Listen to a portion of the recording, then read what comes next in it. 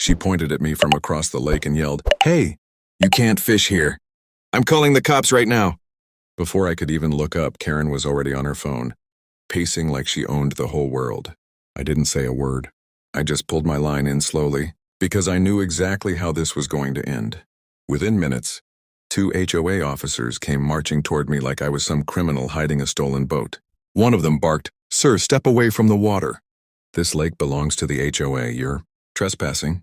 Karen stood behind them with her arms crossed, already smiling like she'd won something big. She said loudly, "Arrest him. People like him think rules don't apply here." I stayed calm even when the HOA guy tried to grab my fishing rod.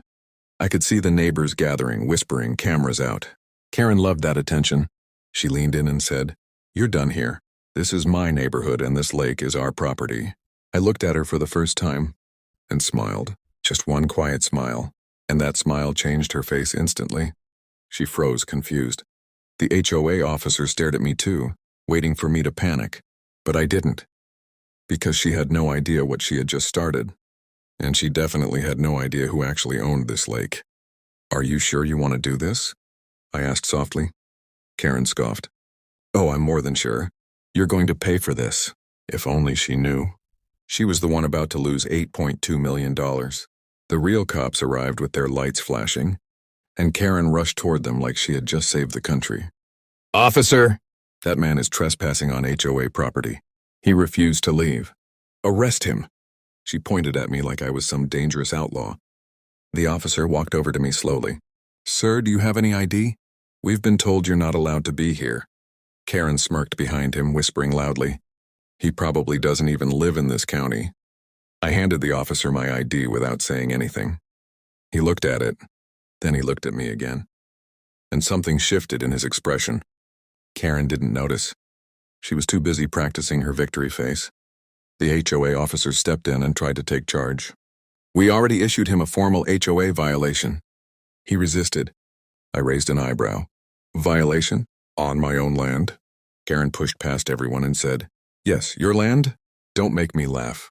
This entire lake belongs to the HOA. We manage every inch of this water."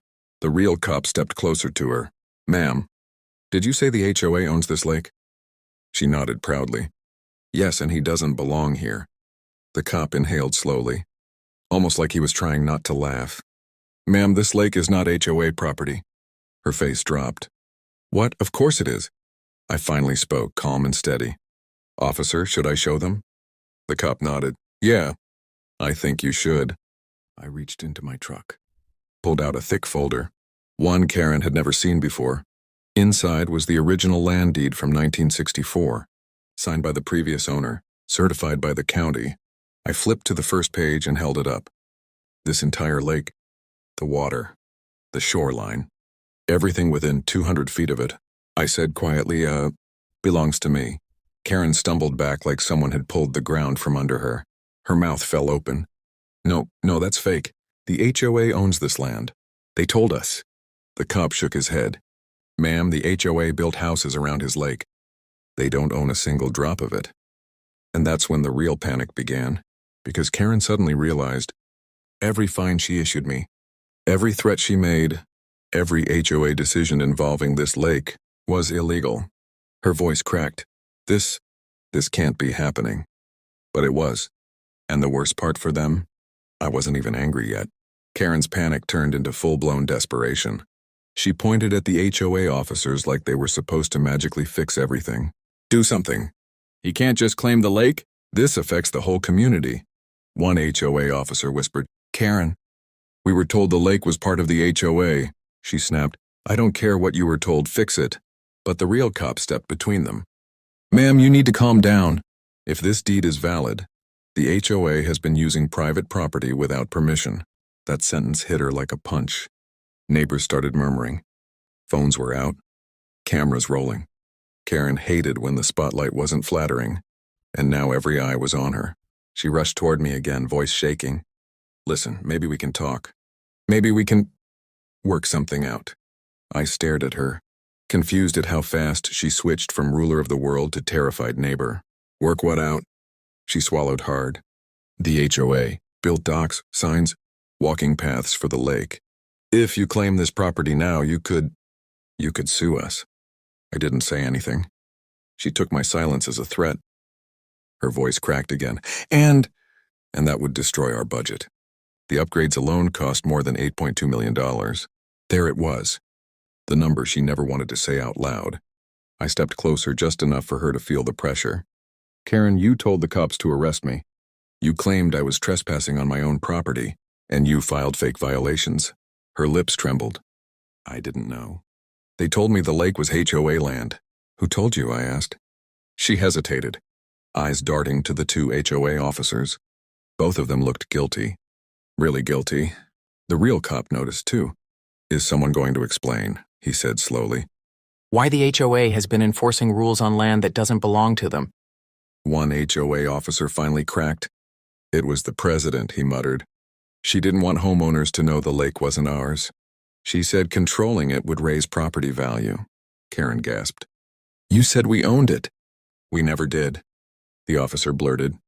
But you kept acting like you ran the place, so we let you handle complaints. Karen's face twisted with betrayal and rage. You set me up. You let me make a fool of myself. And as they all started fighting, yelling, blaming each other, I stood there watching the whole HOA crumble in front of me. Piece by piece. Lie by lie. Exactly the way they deserved. And this wasn't even the twist I had planned for them yet. Karen's meltdown got louder as the truth sank in. The HOA president arrived, trying to calm everyone. But the real cop stopped her immediately. Ma'am, we need to talk about why your HOA has been controlling land that never belonged to you.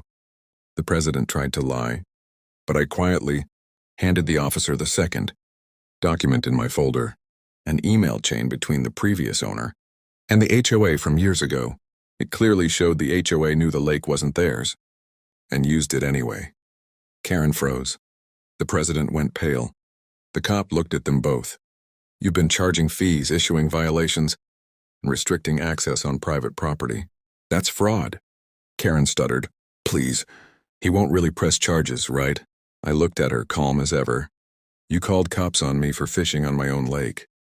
You tried to get me arrested. You humiliated me in front of everyone. And now you want mercy? She whispered. I didn't mean... I cut her off. I don't need revenge. I just want the truth to come out. And that was enough. Within days, the county launched a full investigation. The HOA was fined heavily. The president was removed. And Karen, who had been the loudest voice, was hit with the biggest penalty. Their misuse of the lake, the illegal constructions, and the fake violations totaled $8.2 million in damages. The HOA collapsed under its own lies. Karen tried to apologize again, but this time she had no audience, no power, no fake authority. I simply told her, next time, ask who owns the land before acting like you control it. I fixed my dock, cleaned my fishing rod, and sat by the water in peace, finally. And every time a neighbor walked by, they'd smile and say the same thing. You saved this whole place. But I'd just shake my head. I didn't save anything, I'd say. I just protected what was already mine. The end. Please visit my new channel, link in the description. Watch the videos, enjoy them, and don't forget to subscribe. Don't miss out on the new HOA stories.